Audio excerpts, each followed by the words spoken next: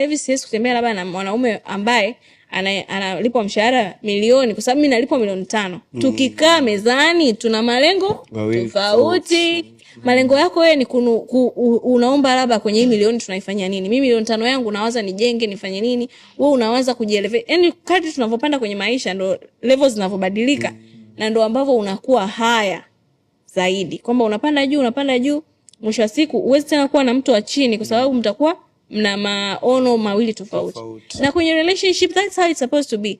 It's either hatusemi kwamba watu wanaume wenye hela ambao hawana hela sio wanaume. Hapana, ni wanaume, lakini basi kuwa na mtu ambaye mna kipato sawa au kinaendana kidogo. Ukishamzidi mtu kipato ndo pale mwanaume anaona anadharaulika. Unamwambia mimi na shoot paka saa 8 usiku, anaona hizi dharau hizi, mwanaume nimerudi nyumbani saa 2 wewe saa 8 usiku una shoot nini? So that's what we mean. Kwamba tuwezi kuwa na mtu huyu kwa sababu ya vipato vikishatofautiana utaanza kuona unadharaulika. Lakini pia conversation. Mimi hata friends, hata kwenye friendship.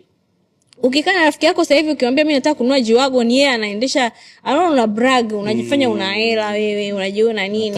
Unatamba sana. Lakini uhalisia kila mtu anakuwa anatamani kukua kutokana na alipo. Uwezi kutoka kwenye mimi siwezi tu kuamka asubuhi nikasema nataka G-Wagon hata unaelewa, lazima utoke step by step. And I always tell people, katika watu ambao ni mfano wa maisha walioishi ni mimi nimeanza chuo nilikuwa naishi chumba kimoja. I grew up yani step by step. Sikuamka tu asubuhi nikakuta kila kitu kiko hapo. Especially mimi nimetoka kwenye familia ya kimaskini. So nilikuwa naishi chumba kimoja, nikahama chumba kimoja na jiko, nikaja kuhamia chumba na seble, nikaja kuhamia chumba kimoja na vyumba viwili vya kulala, baadaye nikaja kuhamia vyumba vitatu vya kulala, baadaye nikanunua kiwanja, baadaye nikanunua kispasho. Kwenye kispasho nikaona kwa una upgrade spasho unaenda wapi? Harrier.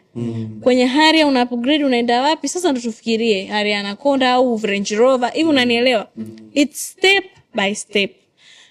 Baada ya nimenunua kiwanja, nimejenga, sasa hivi nafikiria labda kufanya, sasa hivi na Range Rover nafikiria kununua hivi unanielewa? Sasa hivi mimi siwezi kusema kwamba nina nyumba afu niweze kusema nikapange chumba kimoja.